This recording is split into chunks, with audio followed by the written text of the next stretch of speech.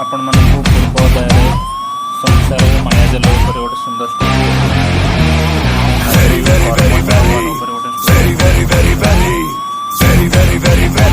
एकदा फ्रांस देश में जड़े राणी थिले आउ से सबुबले गर्व करती गरीब खटिखिया लोक देखिले आहुरी अधिक घृणा करती तांको महलरू सफा करने फनिया नामर जड़े नारी सबुदिन झाड़ू करने आसती फनिया सबुकिछि अति जत्नर सहित काम करती तांकु देखि राणी सबुबले कहती तमें सबू एते छोट माने राणी सबुबले एमती किछि कहती जो कि मन कष्ट हम कहती कि तुम एते छोट काम करुच देख भगवान केमती मते राणी कर मो पूर्व जन्म बहुत पुण्य काम करी बोली राणी होइछि तमें सब कुकर्म पाप करथिले बोली निज घरे जन्म होइछ निज काम भी करुच फनिया को एसबू कथा बहुत बाधे से हाथ जोड़ी कहती राजमाता काम तो काम छोट कौन आ बड़ कौन मु कर्म को भगवान बोली भावे आमे कर्म रे आम परिवार बेस हस खुशी अच्छु तेणु मु केबे भी दुखित नुहे मनर सुख आगे ए धन संपत्ति कौन है जेहेतु राणी को एक कथा टी बाधे सार चाकराणी झाड़ू वाली पुणी बहुत सुखरे अच्छी एक कथा तांकर विश्वास लगे ना थर राणी दिनकू दिन अधिक अधिक बाधिला कथा सब कहिबार लगिले फनिया एथर सही न पारी कांदी कांदी स्वामी को रातिर सब कथा कहला फनियार स्वामी मध्य मन दुख कले और दुहे मिसी राजा को एक कथा सब कहले एपटे राणी सिना खराब किंतु राजा बहुत भल राणी को बहुत बुझेवा को चेष्टा करती कुकुर लांज बंका भरी सबुबले राणी एपट कान कथा पुरे सेपट कान से कथा काढ़ी दिखती राणीकर ये उद्धत व्यवहार को नहीं राजा टिके चिंतार पड़गले फनिया और तांको स्वामी को ठारू एसबू कथा शुणा पर राजा से धैर्यहरा न होगापी कहले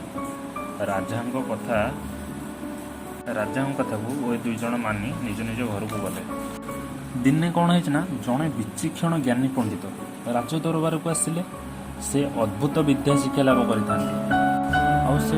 पंडित जनक एक अद्भुत बाड़ी रखी से बाड़ी को थरे हलाई दे हाथ जोड़ी जहाँ मागिब से दे देउथिला राजा सौभाग्यवशत एपरी जड़े ज्ञानी और अद्भुत शक्तिशाली पंडित को जाई निजर धन्य मन कले समस्त आतिथ्य सेवा पर पंडित जनक देशर समस्त कुशल वार्ता पचारे राजा मौन हो टिके हसीदे देशर समस्त कथा कहू कहू राणीकर दुर्व्यवहार कथा कहीदे पंडित राजा को अद्भुत बाड़ी को देखाई चमत्कारिता गुण विषय कहले और से जगार पंडित विदाय नहीं गले राजा आवश्यक स्थले बाड़ी को व्यवहार करती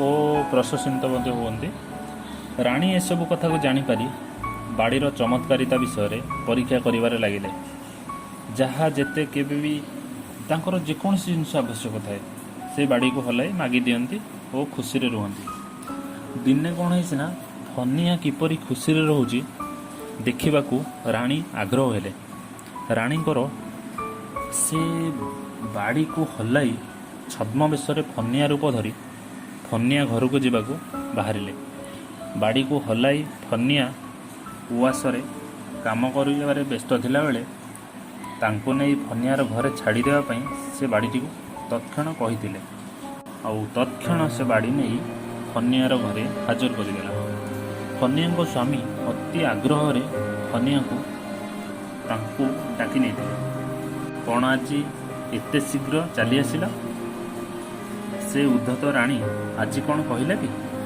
एटा फनिया को स्वामी कहते राणी पचारे राणी को कौन एमिति कहला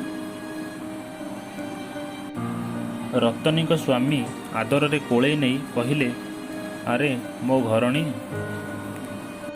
न जानिला परी मजा करुच राणी तुमको सबुदिन एते छोट भाभी गंजना दियंती तेरे सबुदिन कांदुच तांकरी तुम सबुदिन कांदुच आज कौन है बोली पचारुच ରାଣୀଙ୍କୁ ବହୁତ ଖରାପ ଲାଗୁଥାଏ।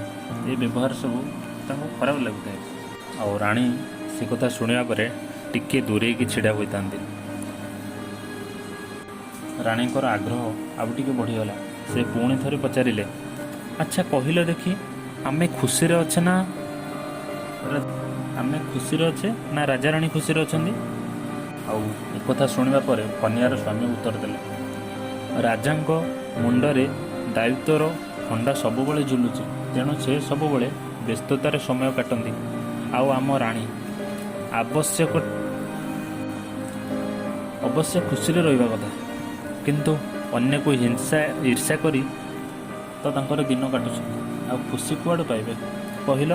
ଆମେ ଦେଖ ସବୁବେଳେ କେମିତି ହସ ଖୁସିରେ ଅଛେ। ପ୍ରକୃତ ସୁଖ ତ ତ୍ୟାଗ, ସୁକର୍ମ ଓ ଭଲ ପାଇବାରେ ଥାଏ। କହିଲ ଦେଖି, ମଶାଣିରେ କ'ଣ ଧନୀ ଗରିବ ପ୍ରଭେଦ ଥାଏ? ଯେତେ ଧନୀ ହେଲେ ମଧ୍ୟ କ'ଣ ହେବ, ମୃତ୍ୟୁକୁ କେହି ରୋକିପାରିବେନି। ତେଣୁ ରାଣୀ ବହୁତ ଦୁଃଖୀ। ଏବେଠୁ ଯଦି ତାଙ୍କର କୁଗୁଣ ସବୁ ନ ବଦଳେଇବେ, ସଜାଗ ନ ହେବେ, ଆଚାର ବ୍ୟବହାର ସେ ଯଦି ଠିକ୍ଠାକ୍ ନ ରଖିବେ, ତ ତାହେଲେ ସେ ବାସ୍ତବରେ ବହୁତ ଦୁଃଖ ଏବଂ କଷ୍ଟରେ ରହିବେ। ଏବଂ ସଜାଗ ହୋଇ ଯଦି ନିଜର ଆଚାର ବ୍ୟବହାର ଓ ବାକ୍ୟକୁ ବର୍ଜିତ ନ କରିବେ, ରାଜା ବି ତାଙ୍କୁ ଘୃଣା କରିବେ। ତାହେଲେ ତୁମେ କୁହ, ବାସ୍ତବରେ ସୁଖ ରହିଲା କେଉଁଠି?